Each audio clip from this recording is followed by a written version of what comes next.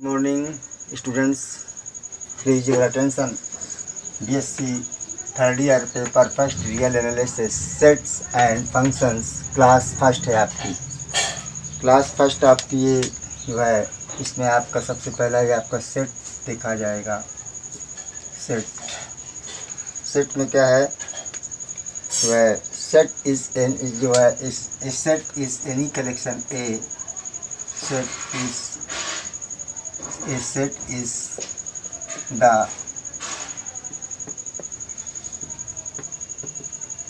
collection of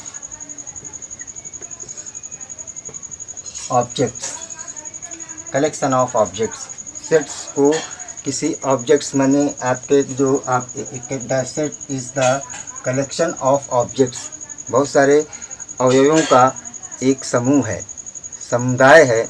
और वो समुदाय आपका इस तरह से कलेक्शन ऑफ ऑब्जेक्ट, जिसमें हम इसको कह सकते हैं वेल डिफाइंड एंड डिस्टिंक्ट माने अलग अलग, और वेल डिफाइंड माने जिसको हम अच्छी तरह से डिफाइन कर सकते हैं कि अमुक व्यक्ति, अमुक स्थान, अमुक कंट्री आपका इस सेट में है। इसका मतलब हुआ कि आप उसको जो है कैसे डिफाइन करेंगे, उसको जो है आप इसमें ये A is equal to set of this A B C etcetera. ये आपका इसमें two types of representation of sets. One type is the known as a tabular method. Tabular means तालिका विधि। अब इस तालिका विधि में क्या है कि टेबुलर मेथड में आपके वह सेट को हम कैपिटल लेटर से और उसके ऑब्जेक्ट को स्मॉल लेटर से और अर्ध कामा लगा करके, और कामा लगाने के बाद उसको कर्ली ब्रैकेट के अंदर लिखते हैं ऑब्जेक्ट्स को। इस तरह से हम जो है आपके पास ये एक सेट है, इसमें जो है आपके ये एलिमेंट हैं। अब अगर आपको कह सकते हैं कि जो है ए बिलोंग्स टू ए, मतलब ए इस सेट में है, ए जो है a element small a is belongs to A, इस सेट में एलिमेंट है आपका। अब यहाँ पे अगर हम कह दें टू, तो ये टू तो बिलोंग करता नहीं ए में, तो यहाँ पे लिख देंगे two does not belongs to A. अब इसका मतलब ए में बिलोंग नहीं करता है। तो इस तरह से आप इसको रिप्रेजेंट कर सकते हैं। और रिप्रेजेंट करने का एक और तरीका, मान लीजिए एक और सेट भी ले लेते हैं हम, B is equal to A E I O U. इस तरह से आपने ले लिया ए ई आई ओ यू। अब यहाँ पे देखिए आपके पास ये जो है वावेल्स ऑफ अल्फ़ाबेट में जो वावेल्स पढ़ते हैं वो आपके जो है इस उनका सेट है एक आपका। इतने ही होते हैं आपके वेल डिफाइंड है, यानी जो वावेल्स ही होंगे वही इसमें सेट में आएंगे आपके। आप इसी को एक टेबुलर मेथड, ये तो टेबुलर मेथड हो गई, इसी को आप लिख सकते हैं। आप इसी सेट को आप ऐसे भी लिख सकते हैं, बी इज इक्वल टू कहते हैं सेट बिल्डर मेथड, यानी सेट कैसे बनाते हैं उसका सेट बिल्डर मेथड में क्या होता है कि जो ऑब्जेक्ट हैं उन ऑब्जेक्ट का एक कॉमन जो है क्वालिटी होगी, कॉमन गुण होगा, जो दोनों सभी ऑब्जेक्ट में समान होगा। उसी समान गुण को लेकर के हम रिप्रेजेंट कर देते हैं। जैसे कि आप देखेंगे B is equal to x such that, यहाँ पे B equal to x such that, और सच दैट के बाद फिर आप देखेंगे तो ये x such that x is a vowel.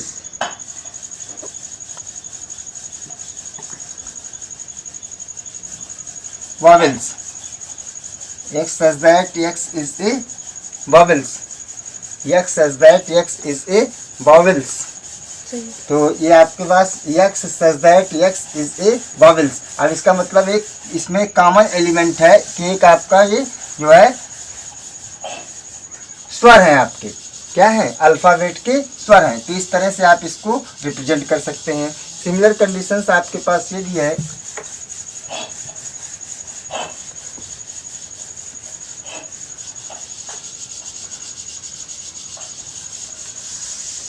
अभी आपने फिर से इसमें लिखा A is equal to 1 2 3 4 dot dot 10 तक, 10 तक। अब इसी सेट को हम देखिए बुल्डर्स मेथड में कैसे लिख सकते हैं। A is equal to x such that x is ए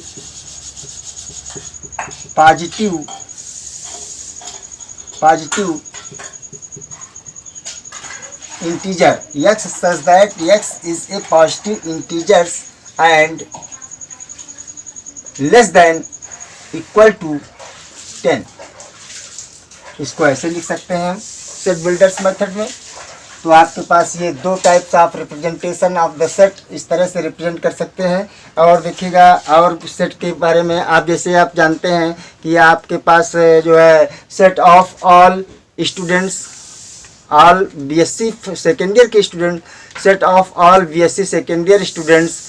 अब जब set of all BSc second year students बोल दिया, इसका मतलब हुआ कि आपके पास जो है जितने भी ऑल ओवर इंडिया के ही नहीं, अगर आपने बोल दिया इंडिया के, तो जितने इंडिया भारतवर्ष के जितने बीएससी सेकेंड ईयर के स्टूडेंट्स होंगे वो आपके होंगे। इस तरह से इसको डिफाइन किया गया। अगर आपने बोल दिया कि जो है set of BSc second year जो है इन कानपुर यूनिवर्सिटीज़, तो कानपुर यूनिवर्सिटीज़ में एक पर्टिकुलर कानपुर यूनिवर्सिटीज़ के जितने बीएससी सेकेंड ईयर के स्टूडेंट्स होंगे वो इस सेट में आ जाएंगे। इसके बाद फिर आपने बोल दिया कि जो है कानपुर यूनिवर्सिटीज़ के बीएससी सेकेंड ईयर के एसजे महाविद्यालय के स्टूडेंट्स, तो आप बोलेंगे कि जो वही स्टूडेंट्स आएंगे यहाँ पे जो जैसे आप इसको ऐसे लिख सकते हैं,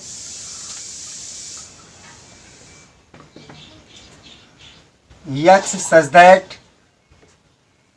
x is a student of BSc third year कह दीजिएगा। x such that x is a student of BSc third year of CSJMU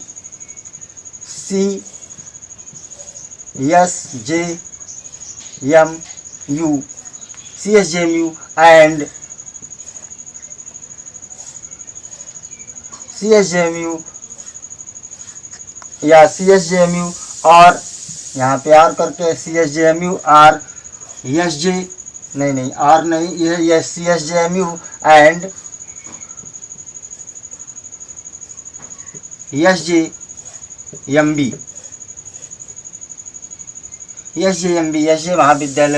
महाविद्यालय के स्टूडेंट्स हैं। तो इसका मतलब इसमें वो स्टूडेंट्स आ जाएंगे जो आपके SJ महाविद्यालय बीएससी थर्ड ईयर के स्टूडेंट्स होंगे। अब अगर इसको और अलग डिस्टिंक्शन करना चाहते हैं और इसको ऐसे लिख सकते हैं, जो बच्चे जो है बीएससी सेकेंड ईयर में 60% मार्क्स लाए हैं उन बच्चों का सेट। तो इस तरह से सेट को आप रिप्रेजेंट कर सकते हैं।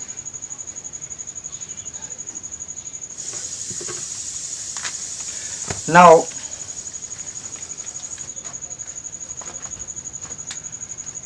empty set।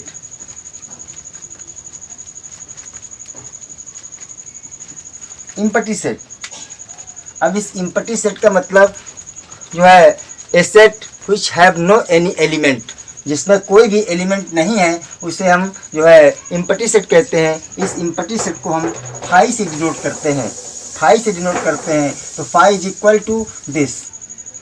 इसमें कोई भी आपका एलिमेंट नहीं है, तो ये फाई ये भी डिनोट कर सकते हैं, ये भी डिनोट कर सकते हैं। तो ये एम्प्टी सेट है आपका। अब इसी में नॉन एम्प्टी मीन्स आपका कुछ ना कुछ इसमें एलिमेंट है, बट ये देखिएगा जो है it is not phi since, ये देखिए ये आपका ये फाई सेट नहीं, एम्प्टी सेट नहीं है क्योंकि इसके अंदर एक बॉक्स के अंदर बॉक्स है। इसका मतलब ये आपका एक एम्प्टी सेट नहीं है, ये आपका एक जो है नॉन एम्प्टी सेट है, जिसमें एक सिंगल, इसको कह सकते हैं सिंगलटन सेट। अब आपके पास सिंगलटन सेट के लिए ए इज इक्वल टू केवल ये एक ही एलिमेंट है, आपका। इसका मतलब है आपके पास ये सिंगलटन सेट है। इसी तरह से बी इज इक्वल टू आप ए लिख दीजिएगा। इस तरह से सिंगलटन सेट जिसमें केवल एक ही एलिमेंट होगा वो सिंगलटन सेट होंगे आपके, और जो है जिसमें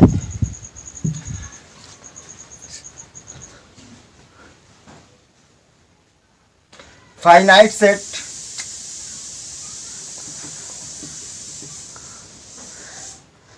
finite set number of elements अगर फाइनाइट है, ए सेट में नंबर ऑफ एलिमेंट अगर फाइनाइट है तो आप इसको कहेंगे फाइनाइट सेट। अगर नंबर ऑफ एलिमेंट इसमें फाइनाइट हैं, मतलब फाइनाइट माने उनको आप काउंट कर सकते हैं, उनको आप गिन सकते हैं, तो number of finite set is called है जो है ये फाइनाइट सेट बोलेंगे जब 1 2 3 4 dot dot up to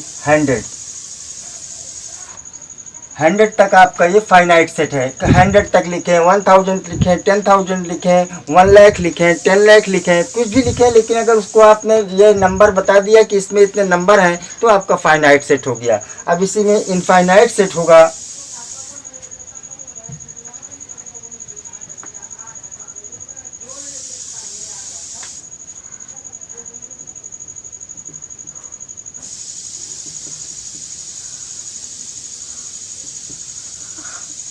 infinite set, अब इस इनफाइनाइट सेट में देखिए नंबर ऑफ एलिमेंट्स इनफाइनाइट हैं। जैसे सेट, अब इसको हम एन से डिनोट करते हैं माय डियर, एन से डिनोट करते हैं।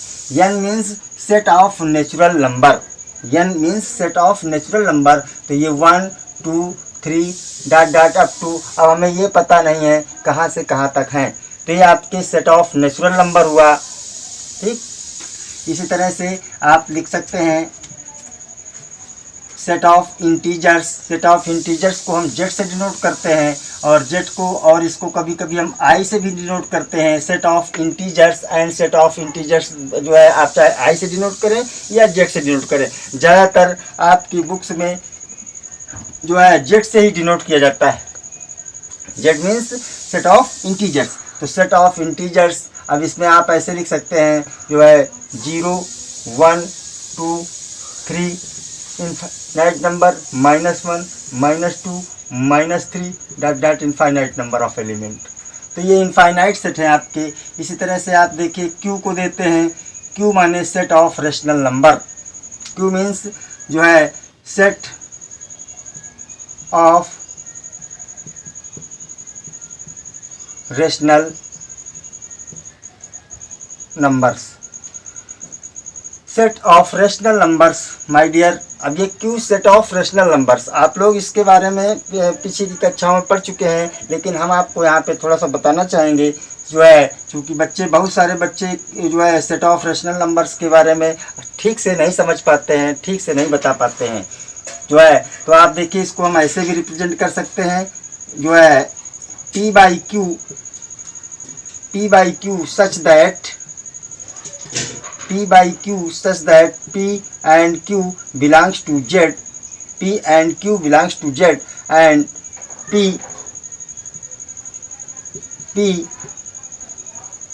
by Q belongs to Z, and Q is not equal to 0. Q is not equal to 0. Q is not equal to 0, and third condition दी है इसमें जो है P and Q have P and Q have no common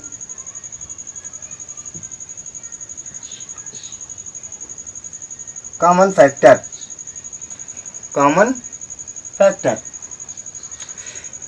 अब ये देखिए आपके पास ये P एंड Q के रूप में लिखा जा सकता है, जहाँ पे P क्या है, P और Q इंटीजर्स हैं आपके, और Q is not equal to 0 है। Q आपका 0 नहीं होना चाहिए, और P एंड Q का कोई कॉमन फैक्टर्स नहीं होना चाहिए, यानी common factors means common divisors भी कह सकते हैं। अब जैसे आपके पास जो है एग्जाम्पल के लिए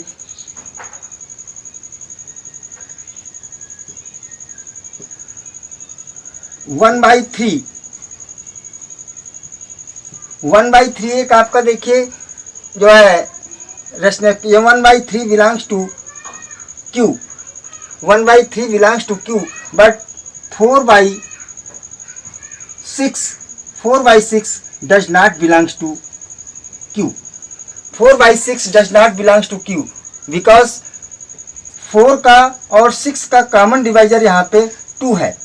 तो ये कंडीशंस इसमें अप्लाई, देखिए दोनों कंडीशंस मिल रही हैं, पी दोनों पी और क्यू क्या 4 और 6 बिलोंग्स टू इंटीजर्स के एलिमेंट हैं, और जो है ये आपका Q is not equal to 0 यानी 6 है आपका, और पी एंड क्यू अब ये कंडीशन अप्लाई नहीं हो रही है, P and Q have no common factors. तो इसका मतलब इसमें जबकि कॉमन फैक्टर है, इसका मतलब 4/6 is not a rational number. अभी रेशनल नंबर्स के और भी एक कंडीशंस होती है आपकी,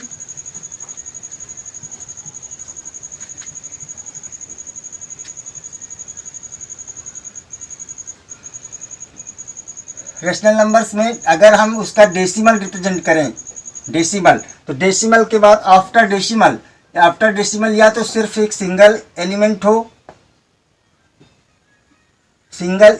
हो आपका, इनफाइनाइट टर्म होंगे आपके, या फिर आपका जो है 4 6 7 4 6 7 4 6 7 इस तरह से नंबर ऑफ आपका ये जो है ग्रुप, इसी तरह से एक ग्रुप बनता चला जाएगा। ये 3 नंबर का आपका 4 6 6 7 एक ग्रुप है आपका। तो जो है आप इसकी डेसिमल में डिफिनीशन कैसे देंगे, डेसिमल में डिफिनीशन आप रेशनल नंबर को ऐसे डिफाइन करेंगे कि यदि जो है किसी संख्या के दशमलवांश में किसी अंक या अंक समूह की किसी अंक या अंक समूह की यानी नंबर और ए ग्रुप ऑफ नंबर्स आपका आता है, तो आप कह सकते हैं कि this is a rational number.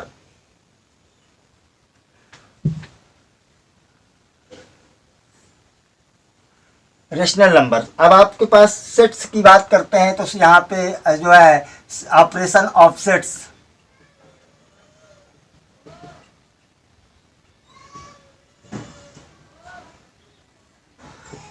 Operation of sets, तो ऑपरेशन ऑफ सेट्स में देखेंगे कि जो है जैसे कि आप सेट ऑफ इंटीजर्स में, सेट ऑफ रेशनल नंबर्स में addition, subtraction, multiplication, division etcetera रखते हैं, उसी प्रकार से आप जो ये उसी प्रकार से आप इसमें भी सेट्स में भी ऑपरेशंस होंगे आपके। जैसा आपकी सबसे फर्स्ट होगा आपका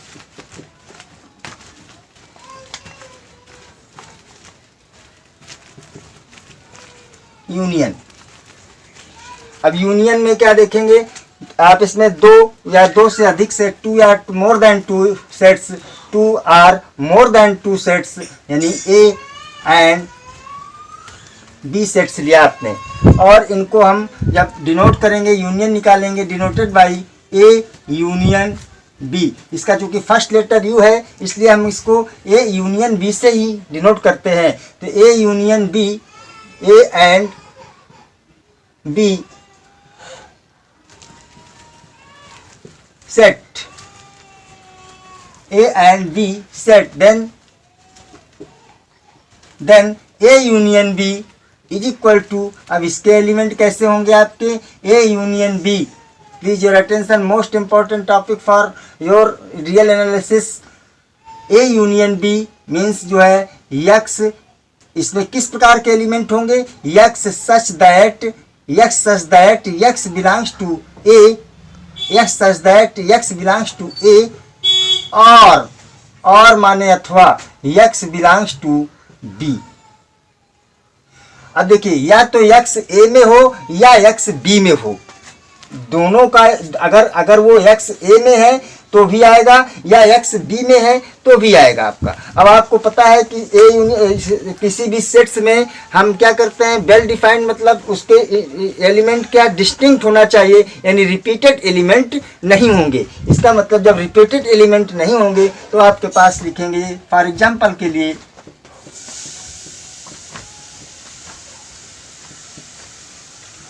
A is equal to 1 2 3 4 and B is equal to 2 3 4 6 7 8, इस तरह से लिख देंगे।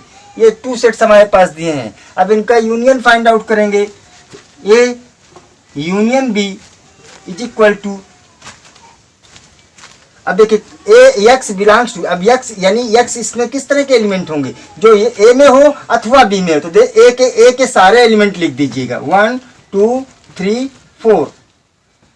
आप ए के सारे एलिमेंट लिख दिया आपने। अब देखा जो है, अब वो देखिए जो बी में जो एलिमेंट ए के कॉमन एलिमेंट हो, उनको चूंकि रिपीट होना नहीं है आपका, क्योंकि देखिए 2 बी में भी है ए में भी है। तो अगर इसको 2 लिखोगे फिर इसका भी लिखोगे तो आपके डबल हो जाएंगे। इसका मतलब रिपीटेड एलिमेंट नहीं होना चाहिए। इसका मतलब हुआ आपके पास 1 2 3 4 है। अब यहाँ पे 6 7 और 8 आपने ये लिख दिया।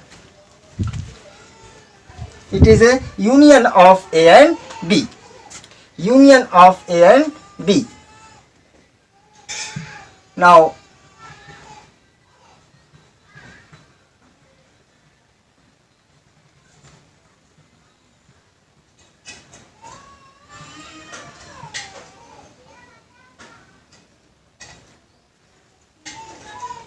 second is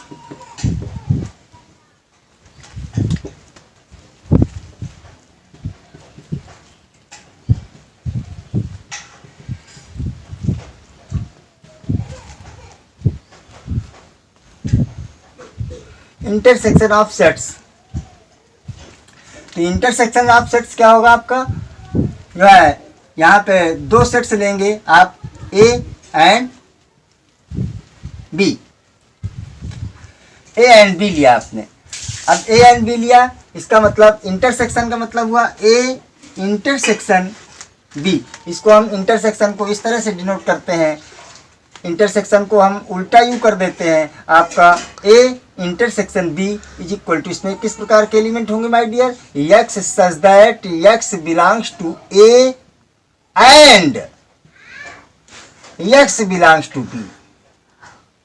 अब डिस्टिंक्शन क्या है, x belongs to A, x A में हो और उसमें था आर माने अथवा, इसमें क्या है यहाँ पे दो ही डिस्टिंक्शन आपके हैं। एक्स बिलोंग, देखिए उसमें भी यूनियन में भी था x belongs to A and x or x belong to B, यही कंडीशन थी। लेकिन सिर्फ इतना अंतर था आपका, जो है यहाँ पे एंड है वहाँ पे और था आपका। इसका मतलब हुआ यहाँ पे x बिलोंग्स टू ए और and x belongs to B, यानी दोनों में कॉमन एलिमेंट हो। कैसा एलिमेंट हो, कॉमन एलिमेंट हो। For example a is equal to 1 2 3 4 5 ऐसा लिख दिया आपने, और b इज इक्वल टू 7 4 5 3 ऐसा लिख दिया आपने। अब इसमें देखिए common element A intersection B जो निकालेंगे, A intersection B is equal to, A intersection B is equal to, इसमें कॉमन एलिमेंट क्या है, देखिए 1 इसमें तो है लेकिन इसमें कहीं नहीं दिख रहा है आपका। इसका मतलब इसको छोड़ दीजिएगा। 2 यहाँ तो है, यहाँ कहीं नहीं दिख रहा है आपका। 3 यहाँ तो है लेकिन यहाँ भी है, 3 यहाँ भी है और यहाँ भी है, इसलिए 3 को आपने लिख दिया। अब फिर इसके बाद देखिए 4 यहाँ भी है और 4 यहाँ भी है, 4 लिख दिया आपने। फिर यहाँ आपका 5 यहाँ भी है और 5 यहाँ भी है, तो 5 लिख दिया। This set are A intersection A and B.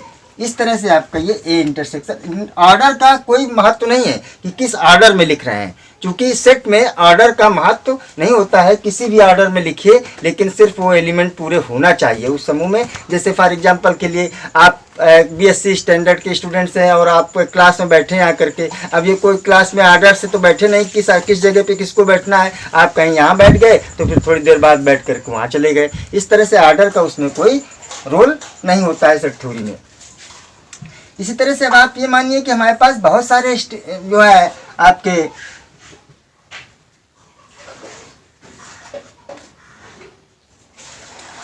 अब आपके पास मान लीजिए कि ए बी सी डी ये 4 हैं आपके पास, तो इसका मतलब A intersection B intersection C intersection D ऐसा भी निकाल सकते हैं। ठीक है। अब आप इसको और अगर एक्सपेंड करना चाहें तो आप इसको ऐसे भी लिख सकते हैं, A1 A2 A3 A4 ये सारे सेट्स हैं आपके, कहाँ तक, AN तक है माय डियर, कहाँ तक है, AN तक। अब इनको आप अगर यूनियन निकाल लेंगे तो ये आपको हो सकता है आपका जो है A1 union A2 union A3 dot dot union AN, ये यूनियन हो जाएगा आपका। इसको और ऐसे कैसे रिप्रेजेंट कर सकते हैं, सेट ऑफ यूनियन का सिंबल बनाइएगा, I बिलोंग्स टू, ये इंडेक्स सेट कहलाता है, I belongs to index set, index set इसको सिंबल नाम दिया जाता है। और ये AI is it means that I index set आपके पास 1 2 3 डॉट डॉट N तक होता है आपका। इस तरह से आप इसको रिप्रेजेंट कर सकते हैं। इसी तरह से A1 intersection A2 intersection A3 intersection dot dot intersection AN is equal to, अब इसको लिखेंगे A intersection I belongs to this set, index set और AI, ऐसा लिख देंगे इसको आप। तो इस तरह से इंटरसेट ऑफ इंटरसेक्शंस हो गया होगा आपका, और इंटरसेक्शंस में कॉमन एलिमेंट होंगे आपके।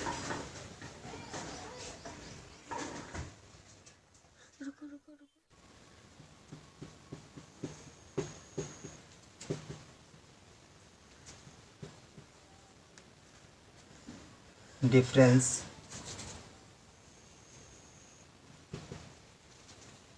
बिटवीन टू सेट्स, आपको टू सेट्स में डिफरेंस बताना है। डिफरेंस मीन्स आपका अंतर। तो अंतर क्या होगा आपका, suppose A and B, A is equal to this 2 4 6 7 8 etc. and B is equal to 1 2 3 4 5 6. Now is this A minus B denoted by A minus B. A minus B is equal to set of this क्या होगा, A minus B is equal to हो जाएगा आपके पास A के वे element जो B में न हो, यानी आप लिखेंगे इसको A के वे एलिमेंट जो B में न हो। तो B में देखिए 7 और 8 नहीं है और 6 नहीं है, तो इसका मतलब 6 7 और 8 हो गया आपके पास, 6 7 8 हो गया आपके पास। B A माइनस बी, ए के वे एलिमेंट लिखिए, इसको हम एक्चुअली में ऐसे भी डिफिनेशन डिफाइन कर सकते हैं, A minus B equal to x such that x belongs to A but x does not belongs to B. इसकी डिफिनेशन ऐसे मान लेंगे, समझेंगे कि एक्स बिलोंग्स टू एक्स, इसमें ए माइनस बी में किस टाइप के एलिमेंट्स होंगे, एक्स ए में तो है लेकिन एक्स बी में नहीं है, तो एक्स ए के वे एलिमेंट जो बी में नहीं है, ऐसे आप डायरेक्टली कह सकते हैं। अभी आप इसी का निकाल लीजिए, बी माइनस ए लिख लीजिएगा, B minus A is equal to, अब बी के वे एलिमेंट जो ए में नहीं है, बी के वे एलिमेंट जो ए में नहीं है, तो बी माइनस ए मीन्स अब बी के वे एलिमेंट जो ए में नहीं है, तो बी के एलिमेंट देखिए ए में नहीं है, तो 1 नहीं है यहाँ पे, और माय डियर 5 नहीं है यहाँ पे, 1 और 5 2 3 4 6 2 3, बी के और 3 भी नहीं है आपके, ऐसे ही लिख दीजिएगा, यानी 1 3 6, तो बी माइनस ए हो गया। देखिए A minus B is not equal to B minus A, यानी ये आपका इक्वल नहीं हो सकता है, ए बी माइनस ए और ए माइनस बी, ये तभी पॉसिबल है जब A equal to B.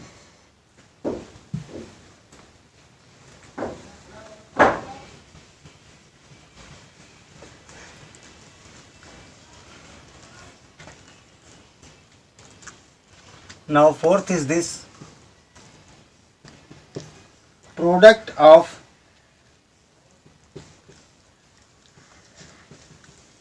Of set, product of sets. अब आपके पास if A and B, A and B given two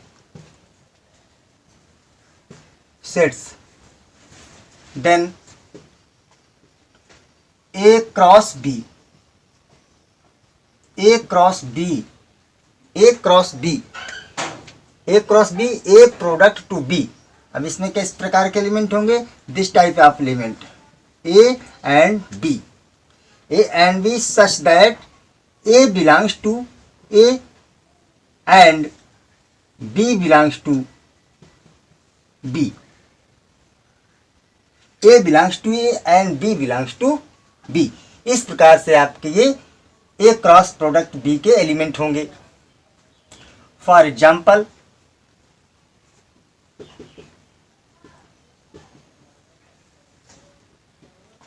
A equal to 1, 2, 3 and B equal to A B, ऐसा ही लिख सकते हैं।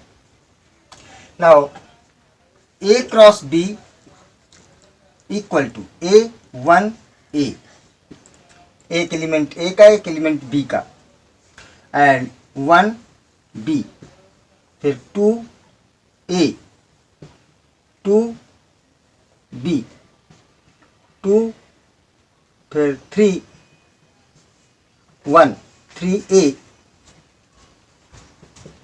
3B 3B। इस तरह से 1 2 3 4 5 6 एलिमेंट है। Here this number of element, number of A is equal to 3 and number of B is equal to 2। Therefore number of A cross B is equal to 3 into 2 is equal to 6। इसमें 6 element हैं, 1 2 3 4 5 6। जितने number of element इसमें है और जितने number of element ए में है और नंबर ऑफ एलिमेंट बी में है, उनको मल्टीप्लाइड करके उतने element number of A intersection A product of B में होंगे। नाउ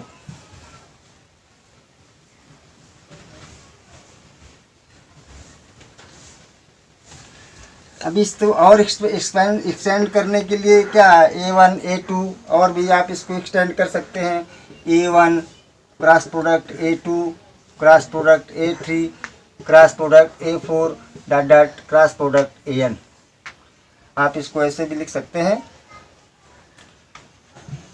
नाउ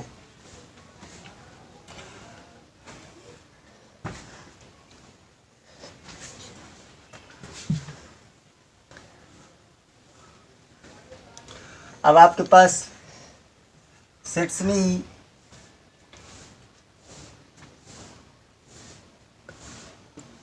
सब sets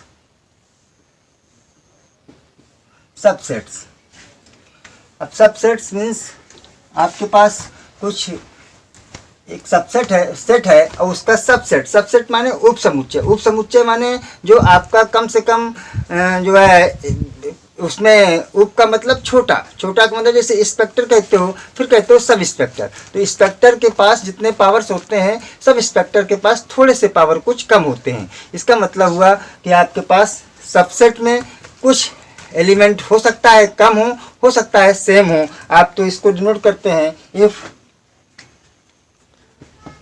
A is a set, then B is called subset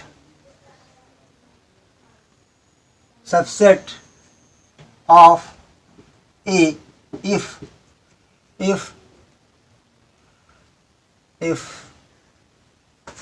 X belongs to B, X belongs to B for all X belongs to A, for all जो है x belongs to ए लिख सकते हैं, x belongs to A for all x belonging to b, यानी b का प्रत्येक element a में है। इसका मतलब क्या, for all x belonging to b, it means that b का प्रत्येक एलिमेंट आपका a में है। इसका मतलब हुआ जो है b is a subset of a, b is a subset of a। अब b is a subset of, जैसे आप लोग जानते हैं लेस देन इक्वल टू, इसी प्रकार से ये b is a subset of a है। इसका मतलब b is a subset, b equal to भी a हो सकता है आपका। फॉर एग्जाम्पल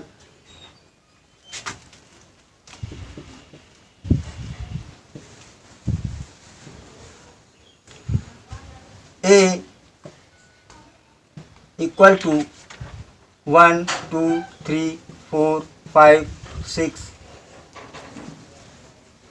इस तरह से ले लिया आपने, और b इक्वल टू आपने ले लिया, ये 9 तक अप टू ले सकते हैं, और b इक्वल टू आपने ले लिया 2 3 4। देखिए b के फॉर ऑल बी यानी 2 भी a में है, 3 भी a में है, 2 जो है ये 4 भी a में है। इसका मतलब हुआ ये आपका इसमें इसके सारे एलिमेंट इसमें हैं। तो b is a subset of a, return here एक सेट ही होगा आपका, is equal to x such that x belongs to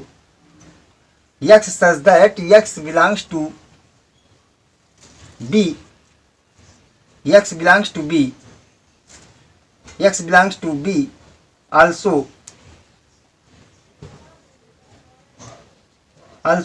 x belongs to a। ऐसा लिख सकते हैं इसको नोटेशन के तौर पे, b is a subset of a।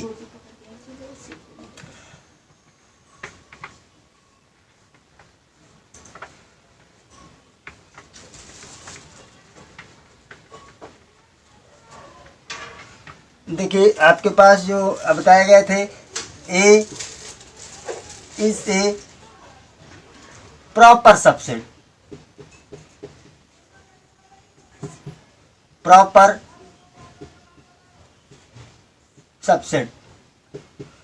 Subset means आपके प्रॉपर माने उचित माने जो निश्चित रूप से आपके पास सेट से कम न कुछ एलिमेंट जो है बी में कम हो, पी में कम हो। जो है आपका if A and B two sets given, है हमारे पास। If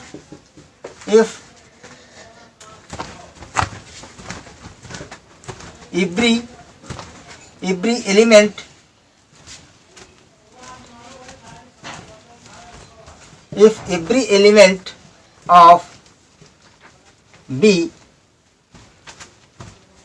element of b also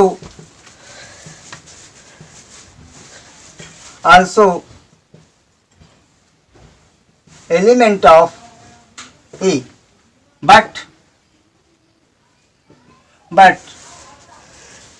there exists an element of a which is not in B। अगर आपके पास 2 सेट्स दिए हैं, इन 2 सेट्स में आपके पास B के सारे एलिमेंट A में हैं, लेकिन A में कम से कम एट लीस्ट या देयर एग्जिस्ट एन एलिमेंट, एक एलिमेंट आपका ऐसा है जो A में तो है लेकिन B में नहीं है, A में है लेकिन B में नहीं है, then you can say that B is a proper subset of A। For example A equal to A, B, C and B equal to A and B।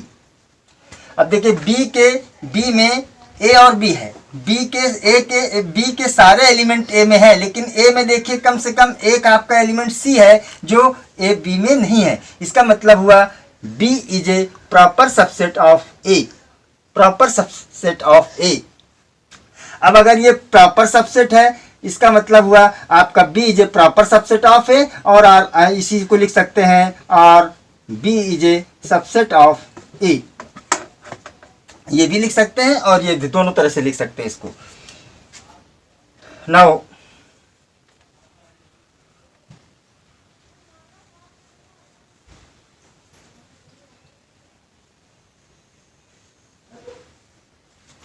Superset,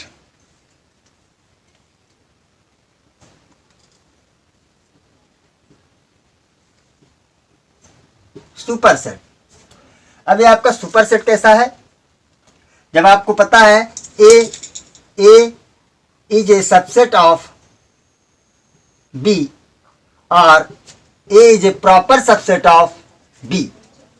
ए आपका सबसेट है B और ए आपका proper subset है B का। ए आपका subset है B का और A is a proper subset of B. Then we can say that B is a super set of the set A, of the set A. Therefore आपके पास ये B is a superset of the set A. It means that it is denoted as A is a subset of B. It is denoted as B A. ये आपका B हो जाएगा, B is a superset, उल्टा हो जाएगा, B is a superset of A, and read as B is a superset of A.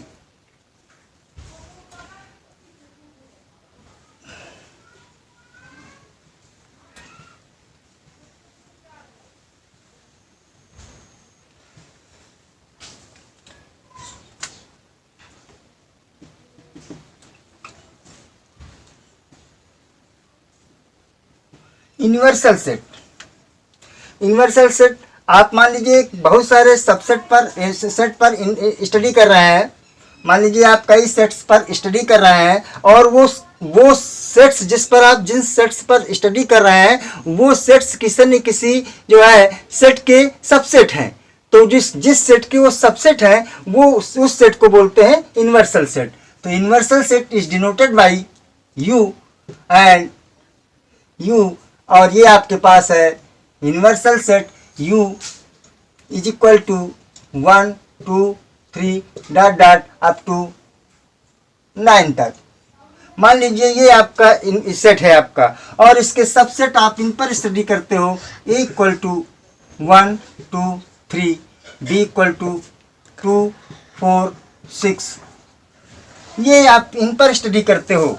तो ये इसके सबसेट है। A and B are subset of U, therefore U is a universal set and A and B is a subset of U. अब therefore ये A complement means U minus A denoted as A पूरक समुच्चय। पूरक का मतलब क्या हुआ? U minus ए और ए को मिला दें, ये कॉम्प्लीमेंट को और इसको मिला दें तो हमें ए यूनियन मिल जाएगा। इसका मतलब हुआ U के वे एलिमेंट जो ए में ना हो। तो 1 2 3 छोड़ दीजिएगा, तो ये आपके पास 4 5 6 7 डॉट डॉट 9 8 9 और हो गए आपके। इसका मतलब ये आपके पास सेट हो गया U माइनस ए। अब देखिए ए कॉम्प्लीमेंट यानी ए कॉम्प्लीमेंट यूनियन ए को मिलाइएगा, ए कॉम्प्लीमेंट यूनियन ए को मिलाइएगा माय डियर। तो आपको क्या मिल रहा है? सीधे सीधे इसको और इसको मिला दीजिएगा, यूनियन करिएगा। तो यूनियन करेंगे तो मिल जाएगा आपका 1 2 3 डॉट डॉट अप टू 9 तक। इसका मतलब ए कॉम्प्लीमेंट यूनियन ए। इसका मतलब ये क्या मिल गया? Universal set. This is equal to U, universal set मिल गया। तो अगर कोई कॉम्प्लीमेंट है और किसी जिस सेट का वो कॉम्प्लीमेंट है, complement of the set and set union of the set A is जो है ये आपका मिल जाएगा यूनिवर्सल सेट। तो इसका मतलब हुआ यूनिवर्सल सेट में आप जिस सेट में स्टडी कर रहे हैं, जिसके सबसेट्स के बारे में, वो आपका यूनिवर्सल सेट होता है।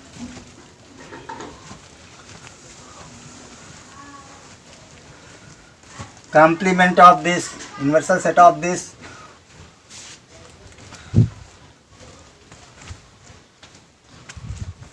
okay